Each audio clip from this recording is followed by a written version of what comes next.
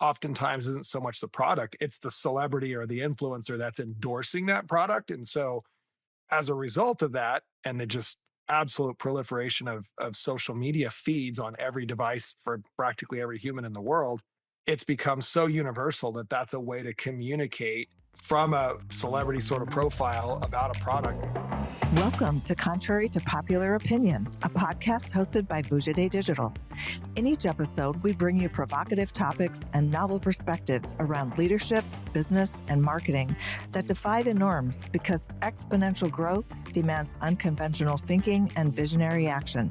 So open your mind and let's get into this week's episode. Hey everyone, Kelly McGuire with Vujade Digital. Excited to talk about today's topic. Hey everybody, this is Todd, Kelly's partner. It's the second week of January. We're back to full steam ahead, hair on fire. It's Tuesday morning. Feels like it should be Friday already. So today, Kelly, we had some stuff to talk about around evolving content and creative. Talk a little bit about brand authenticity, but I think we'll spend some time talking about just content and creative and where it's going on the platforms.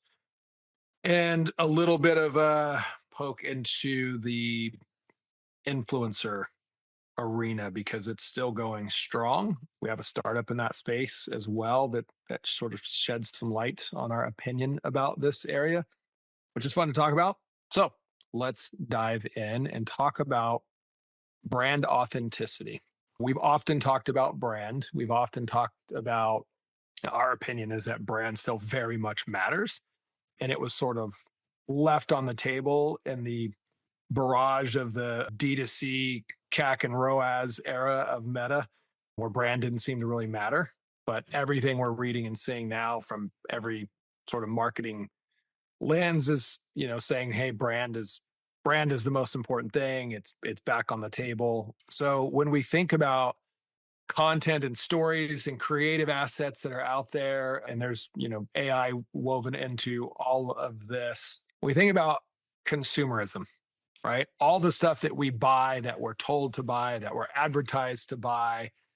Do you think there's fatigue around, I don't know, what used to be the really cool, really well thought out, well written, well scripted, well produced, authentic brand kind of content and stories? Do you see or feel that that's sort of gone by the wayside, and maybe because of AI making it so much easier and quicker in some cases, probably not for the good, but some cases to produce, and or the mediums, the formats, which we'll get into specifically around TikTok, has that just shortened and cheapened the idea of like quality brand authenticity and stories? I think the concept of brand authenticity, I think it's just more evolved when I think about it. We've talked about this a little bit in the past, and this often always gets anchored into the purpose of brand and what it serves. And then that bifurcates for me into the idea of wants versus needs and the role that brand plays in there. Let me ask you real quick. What do you think the purpose of brand or a brand purpose is? Like if you had to define it in one sentence, what is it to you?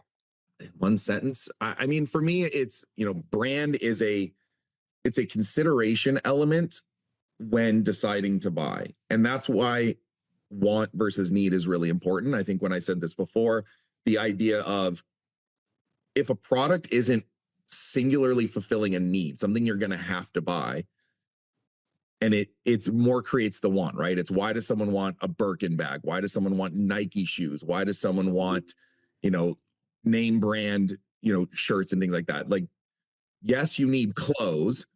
And so that you're going to buy a shirt or pants, but then what the brand serves is the why us versus them. Or if it's not a need, if it's a luxury item, if it's, I don't know, a drone or something you don't really need, but it's a want, it's, that idea of selling the experience and the idea. And the biggest other element it serves is belief, right? Do I trust that this is going to be a quality product that does what it says and does what it promises? Or is this sort of a fly by night, sort of quick, fast fashion thing where it's going to be cheap? It looks amazing in the video, but it's going to be cheap when I get it. You see all these things when you have like the Temus and the Alibabas and things like that, where it's like, oh, this amazing thing. And then these funny videos where you get it and it's like nothing like what you saw and all of that stuff.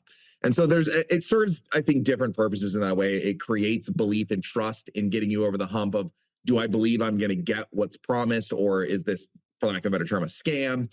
I think it can create that group effect where you want to be part of something. Everyone's wearing a certain brand or has a certain thing, or there's a luxury item that, you want a Rolex watch because it's an exclusive club type thing. There's an element to those things. So I think it conveys quality and trust. I think it conveys participation in a group or a group dynamic and things like that.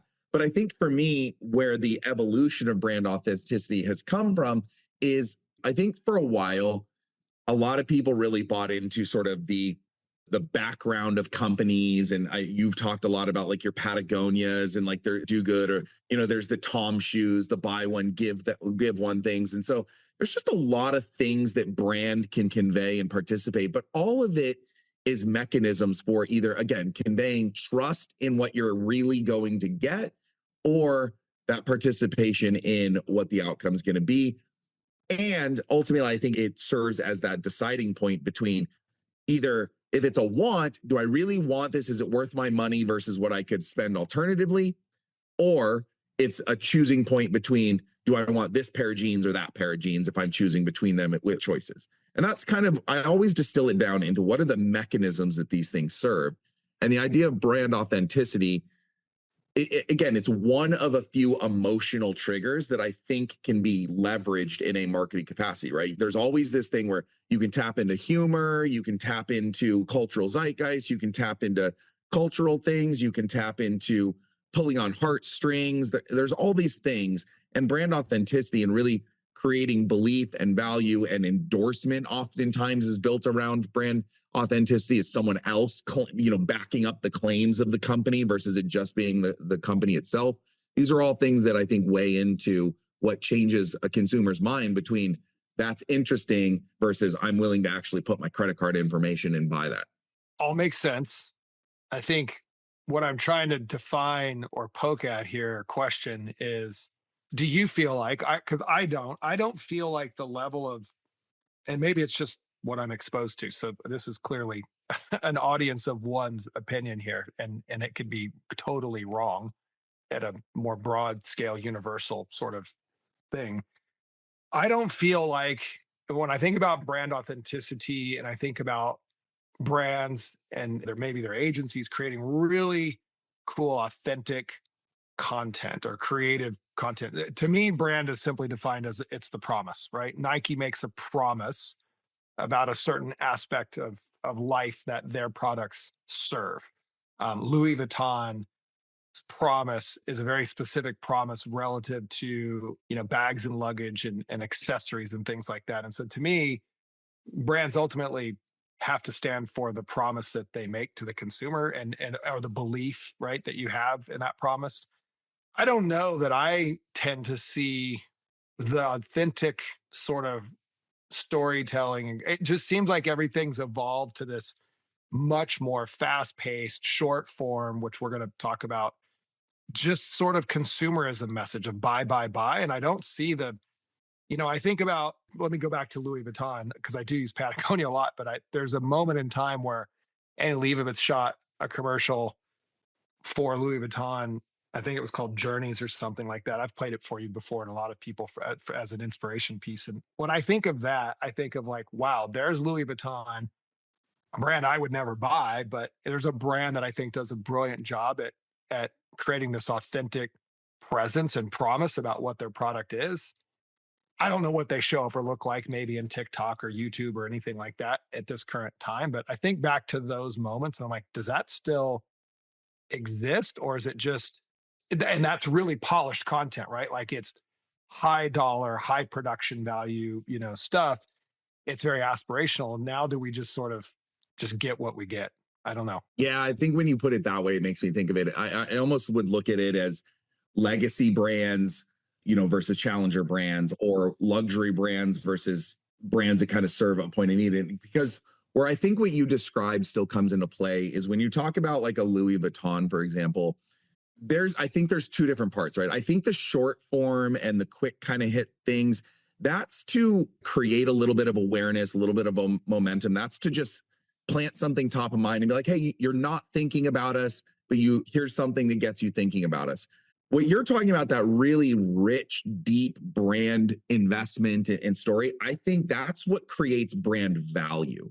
And you always talk about, you can look at two different things and a lot of people will pay for the label versus, Sure. it could be Like Louis Vuitton. Yeah, right. It could be two purses that fundamentally might even be made in the same factory for all you know. They're the same material, same everything, but you're going to pay exponentially more for maybe the Louis Vuitton versus the startup brand that has all the same things. But why is that?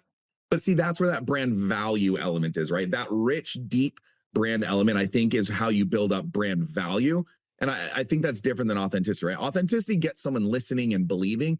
That rich experience, that investment is why you're going to pay more. And that, I think, is what you have to invest in to get the status symbol of the brand or the exclusivity or part of the group or part of the thing, is you have to have that to buy into and to engage in those experiences and to create that mental anchor on this is what the brand stands for and what it means and it's exclusive and you're part of it and those types of things. I think that richness of brand has to exist if you want the brand itself to play any kind of role in your pricing strategy or what people are willing to pay for. Otherwise, you're just going to be relying on utility, novelty, coolness, because that's another part of things that I think is becoming more and more in the shift in brand authenticity is I think there's a bifurcation again between some brands are, I want to be part of the group, right? I want to wear, Patagonia because it's part of that group or Louis Vuitton because it's exclusive. Like there's a part of that. I think there's a lot of like younger generations and people that are coming up that look for almost the opposite of that, the more contrarian, the more outlier things, the things that feel cool because it's not as popular and well-known and it's more niche and brand. And so there's an interesting element of there's so much noise and so much conformity within these legacy and known brands that you can almost also break through in going opposite of that. But again, that requires a certain level of creativity and oftentimes requires attachment to a personality or an IP or something that sort of lends its authenticity and credibility to the idea of it's both quality and outlier. So much strategy that goes into it. But at the end of the day, what your brand is has to fit its place in the market. It's based on how much competition is in there, what people will believe in, what endorsement and third-party validation you can get, what price point you can charge, how much of a want versus a need is. All these things factor in. But I would distill this down into the big thing is where brand still is really, really critical is if you want to sell on the idea of brand, then you have to invest in a lot of belief in building up of that brand equity. So I would define it this way. I would say brands authentically represent something. And so certain brands can historically say they authentically own. And the question or the debate I want to have is this dying? Do modern, brands that have come up in the last decade, do we think that this is still commonplace? So let me give you an example. Okay. So Louis Vuitton, I think they authentically own luxury. I think BMW authentically owns performance. I think Volvo authentically owns safety. Toyota authentically owns value, right? Brands, I think they can authentically own that promise of safety or performance or value or luxury or whatever it is. I think what I'm trying to debate is, do we feel like that's sort of fading away with upstarts, new companies that have come on scene in the last, like, do you think Tesla, for example, do you think Tesla can authentically claim, put a stake in the ground as authentic as BMW does with performance or Volvo does with safety? I'm just using cars because I know them. I think that's a perfect example of what my answer is, right? Is I think where authenticity comes from has shifted, right? So again, the legacy brands you talked about, I think were very much the brand and the product quality and the history and all of that.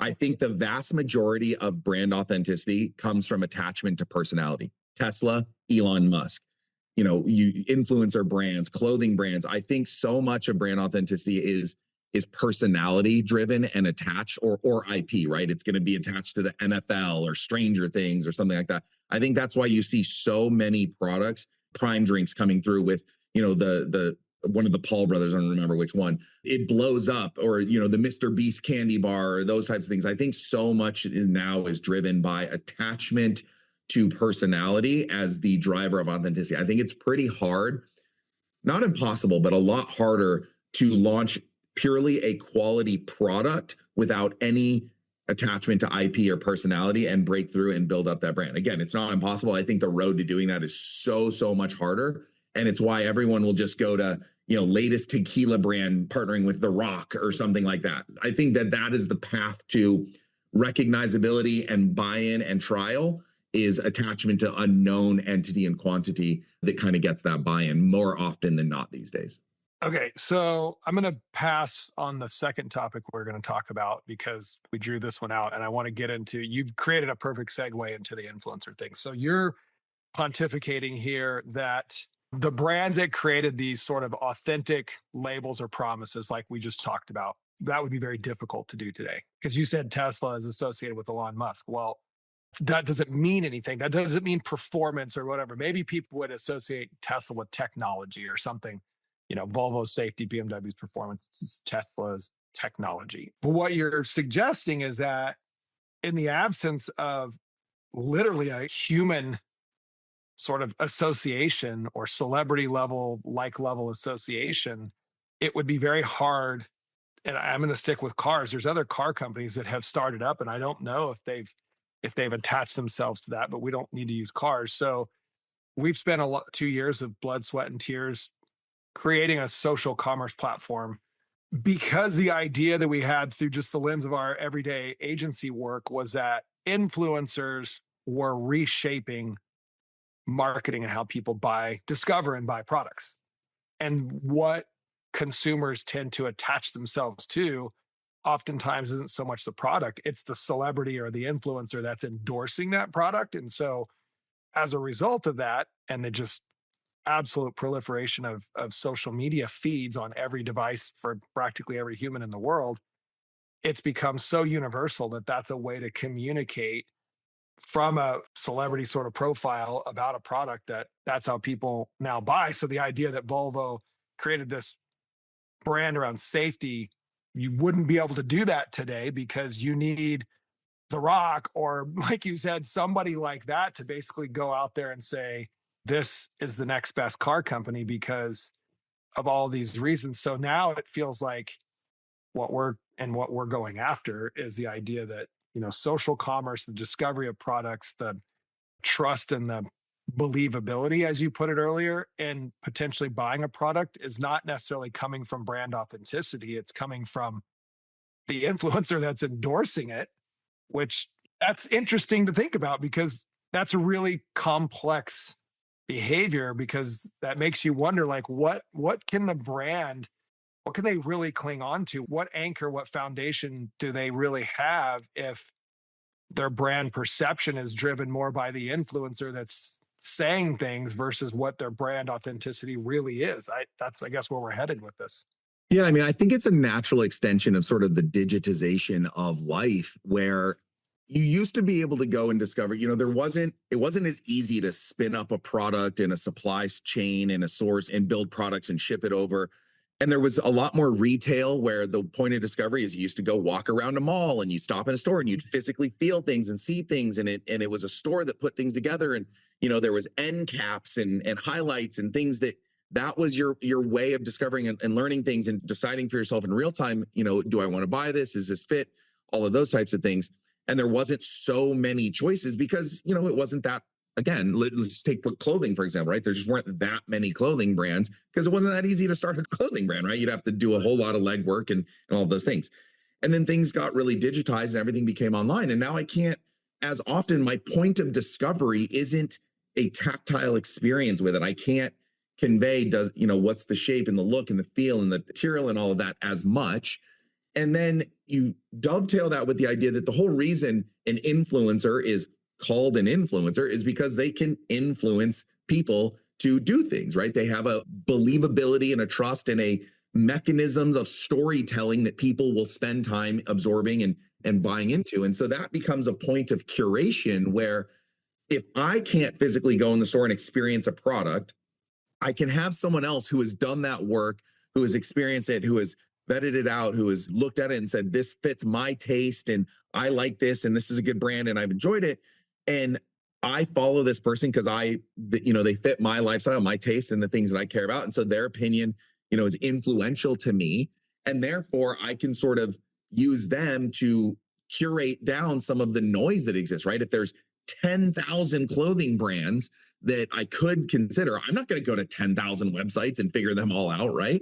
But if they're working with and spending their time because that's their business, like that's how they are making money and spending their time and really investing in that, that helps me narrow down my consideration set and it helps me understand what is my level of belief. Now, the product still should be quality. They should still have a story. There's still an element of the decision point, but that point of discovery is now digitized and online and oftentimes in this short form where it's almost like that product placement where I'm like, okay, this person who I look up to, who I spend time watching their videos, I laugh at them or I really enjoy their things, they're wearing this thing or they've taken the time to endorse it. And, the theory is that they've participated in some way in saying that I believe in this. That's the hope for the authenticity there anyway, when there's that sort of connection.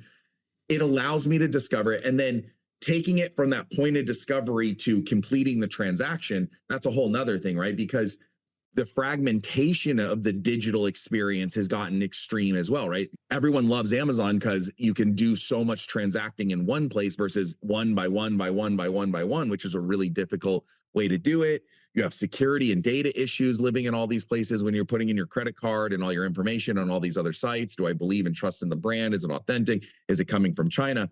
And so there's just all these pitfalls in the discovery and the online transaction experience. And then there's so much noise to break through. That's why I think influencer or creator, whatever you want to call it, has become so important into that process. Because if I want to reach an audience, I need that backing of someone who's already made a connection with a group of like-minded people who are paying attention so that I can filter my message through them and kind of get that point of discovery versus the alternative, which we always go into address. If there's not that much endorsement or differentiation, you have to spend a lot of money on paid advertising and the full funnel of awareness. You have to recognize the brand, then you have to get the point of willingness to buy and the shopping ads, and that becomes really expensive. Versus if you go through an influencer and it's really authentic and good content, you can generally get a good hit of momentum, many sales at once, because people like to participate in group and community events, right? If I have an influencer that posts about a pair of jeans, I'm probably going to have 100,000 people that are going to see that and be exposed to it. A good portion of those are going to be like, well, I'm in the market for jeans. I trust this person. I really like the way those look. Let me go ahead and buy those.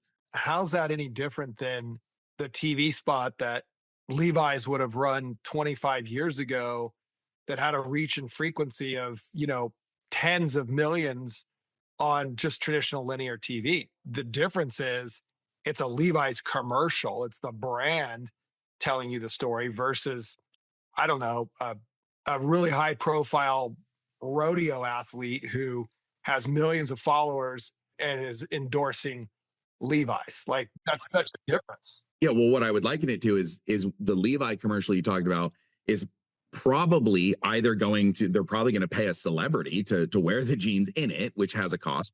Not always. No, think 25 years ago, it would have just been actors, right? Hired models to wear the clothing. There was no celebrity. Sure. So, but there's either going to be some level of investment on that recognizability that was the old version of it. Or again, you're going to spend an insane amount of money running that commercial at scale and reach and all of that. So the influencer, again, it's a much more focused version of that same thing. It is generating the awareness, generating it within a targeted group at a cost. But the big difference is there can be, and this is why we're building the tool that we're building, there can be a direct connection into when I produced that exposure through that entity and I got the organic lift of their following, as well as any paid backing to boost it further.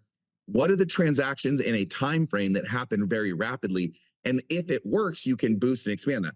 The TV commercial was more speculative. It was more hopeful. It was planting a seed so that the next time you're walking the mall, you'll stop at the Levi's store and you'll go in and buy, versus the moment you see that TV commercial, literally being able to click on it and be like, yeah, let's buy that right here and now. That's what I'm arguing about brand authenticity. I would argue that back then, let's say 25, 30 years ago, when you're watching cable TV and you see a Levi's commercial, and then that weekend you're walking through the mall with your friends or your mom or whatever, and it's back to school shopping, you're going to want a pair of Levi's because that's what's on TV. The models that are wearing it, you want to emulate. And so you think Levi's is cool, and that's what you want to wear. And that was a very broad way of building a brand and brand authenticity. And that's all the consumer really had to buy into was, again, that brand promise, that brand authenticity that they were able to create through mass media, print, TV, radio.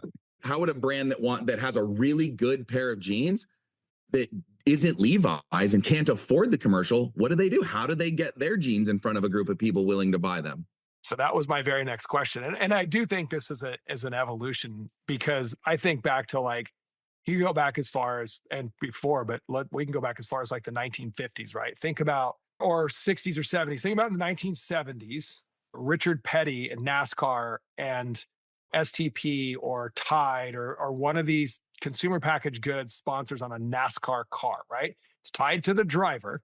So that's the influencer that, was the influencer back then. But really, it was just like, hey, they're going to run a ton of TV for Tide detergent. And oh, by the way, your favorite NASCAR driver is driving the Tide car, but that personality didn't have the capability to do what a personality has today. So then I segue that into your question, which is, if you wanted to start a jeans brand today, here, I'll use a real example. Female startup business out of her garage, Aviator Nation. You know the brand. It's very popular now.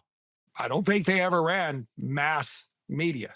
So if you had to start a brand today, if you were that person starting the Aviator Nation brand or whatever you're starting today in your garage, how would you launch that brand? Would you run advertising, or would you just immediately go straight to influencers and say that the quickest way to influence a specific persona is to pair my brand with the person who stands out most of that group, whoever that is? Is that how you would start?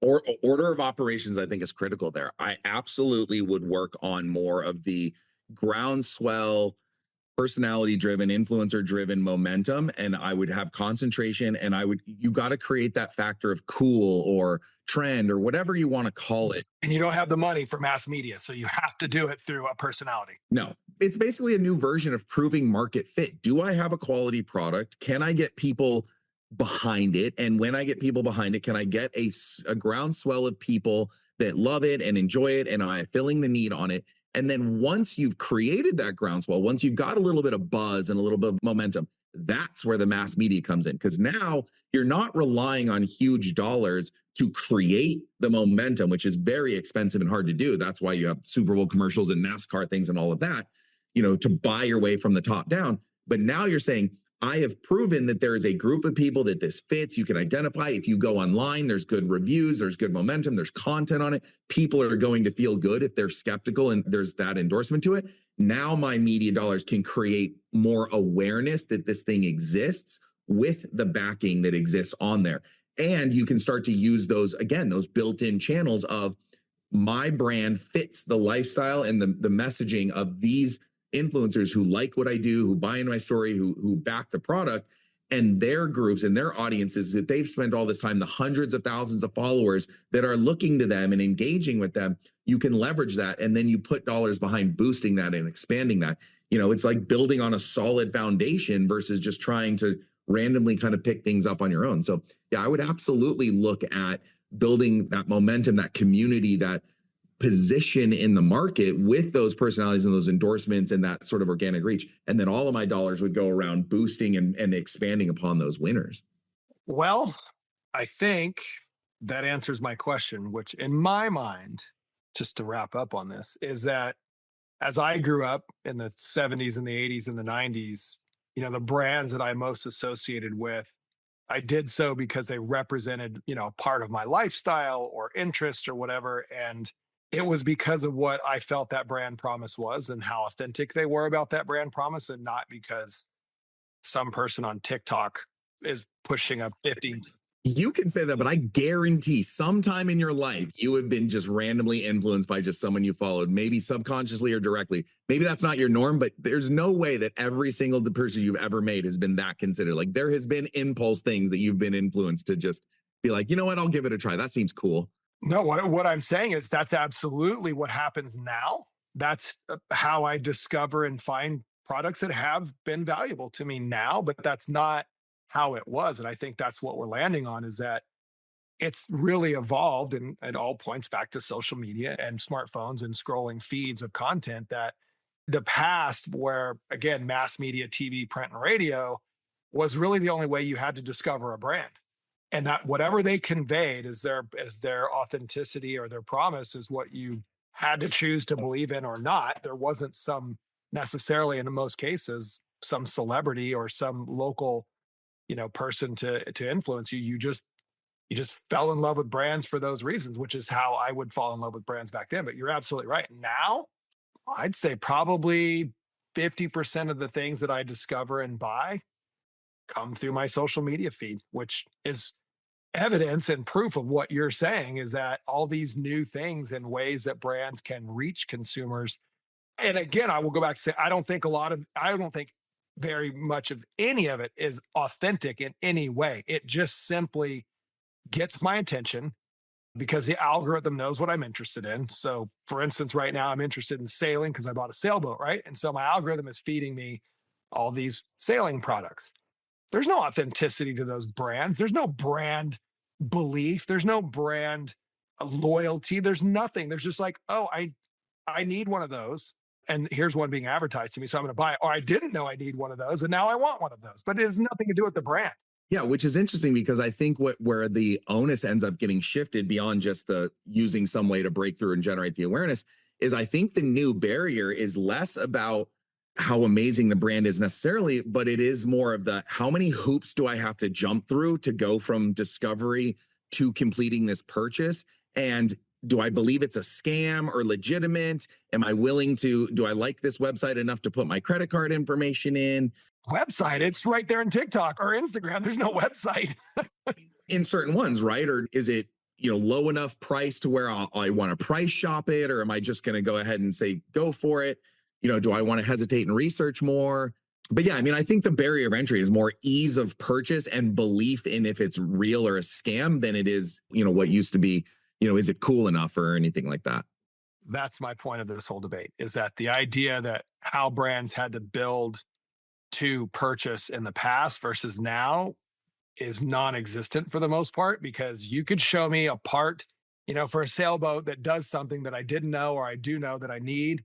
And if it's in my Instagram feed and I click the shop now and I go look at it and the price seems reasonable and I know exactly what it's going to do for me, Apple Pay double tap and I'm out. Right? Like there's zero brand experience in that case. I do think there is I don't know what it is, but I do think there's a ceiling of price to that because at a certain level of pain to what it costs. I'm not going to buy a car that way. Yeah, exactly. Right. So I don't know what the ceiling is, but there's also a delineation point between what I'm willing to be more impulse and chance taking on versus what is interesting, but I'm going to have to research and dive deeper and I want to know better. It'd be really interesting to know if there's studies to know really what that ceiling and consideration is. Is it $100, $500, $1,000? Does it differ by category?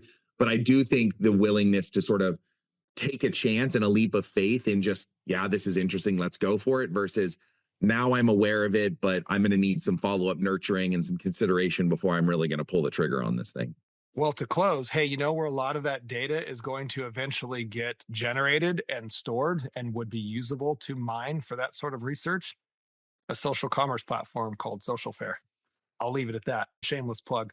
All right, good debate. I'm old school, as I always tell everyone. So I grew up with brands a different way than they are exposing themselves and influencing purchases today. And I've now fell victim to the algorithmic purchase cycle of many, many things. But I don't think it's bad. I bought lots of things that have greatly helped or enhanced or just given me pleasure with, hobbies or whatever. So, but I'm sure you bought things that haven't lived up to the promise either. So that's what creates a lot of the noise. I'm pretty particular, but yeah, there's probably been a couple of things that I'm like, well, it's not exactly what I thought it was going to be. Good debate, good discussion. If you're a brand marketer out there, man, it's complicated, but we're here to help. So if you need us, let us know. Yeah. Thanks, everyone. Thanks. Thanks for listening to Contrary to Popular Opinion, where we challenge you to think independently, push the limits, and take uncommon action so you can achieve game-changing results in your business and your life. To stay up to date with our latest episodes, be sure to click the follow or subscribe button now.